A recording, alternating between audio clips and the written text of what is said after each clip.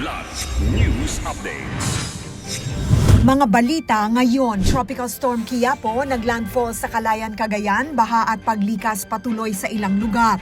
2 kasapi ng isang criminal gang timbog sa Maguindanao del Sur. 50 dating MILF combatants at mahihirap na pamilya sa BARM tumanggap ng 39 million peso housing project, bawat bayan makikinabang inilunsad. Ako po si Cesar Soriano para ihatid ang nangungunang mga balita sa buong kapuluan ngayon.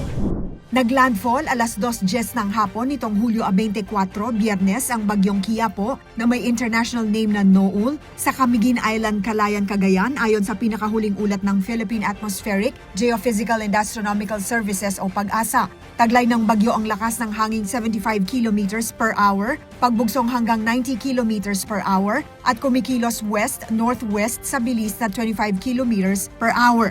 Nananatiling nakataas ang Tropical Cyclone Wind Signal number 2 sa Batanes at ilang bahagi ng Cagayan, Apayao at Ilocos Norte, habang Signal number 1 naman sa iba pang bahagi ng Hilagang Luzon. Samantala, patuloy ang pagbaha sa Hamtig, Antique at inilikas ang ilang pamilya at isinara ang mga bahaging binaha ng National Highway. Sa Lambayong Sultan Kudarat naman, umabot hanggang baywang ang baha sa Barangay Caridad. Nagbabala ang pag-asa na maaari pang lumakas ang Quiapo bilang severe tropical storm habang patungo sa Luzon Strait bago tuluyang lumabas ng Philippine Area of Responsibility o PAR bukas ng umaga.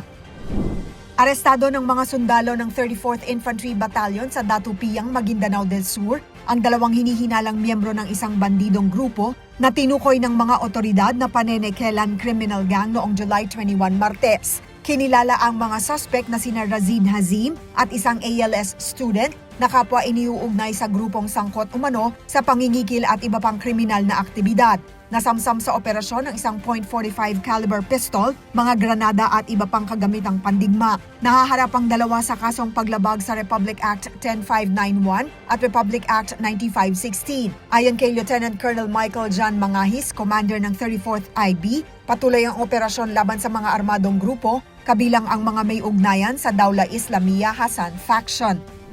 50 dating Moro combatants at mga mahihirap na pamilya ang tumanggap ng 39 million peso housing project sa Sultan Kudarat, Maguindanao del Norte matapos pangunahan ni na Pangulong Ferdinand Marcos Jr., BARM Chief Minister Abdul Rauf Makakua at MHSD Minister Zaide Ali ang turnover ng Certificates of Ownership noong July 22, Miyerkules. Ang 50 housing units ay itinayo sa loob ng Camp Darapanan, dating pangunahing kampo ng Moro Islamic Liberation Front o MILF na ngayon isa ng peace community.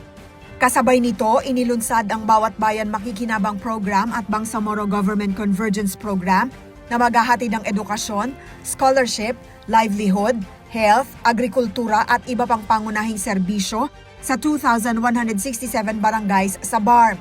Ayon sa Ministry of Human Settlements and Development o MHSD, umabot na sa 6,171 housing units ang naipatayo nito sa rehiyon bilang suporta sa dating combatants at mahihirap na pamilyang Bangsamoro. Para sa Kidlat News Channel, ako si Rosalyn Sinchonco, nag-uulat. Ako po si Cesar Soriano, kasama nyo sa bawat pagputo ng balita.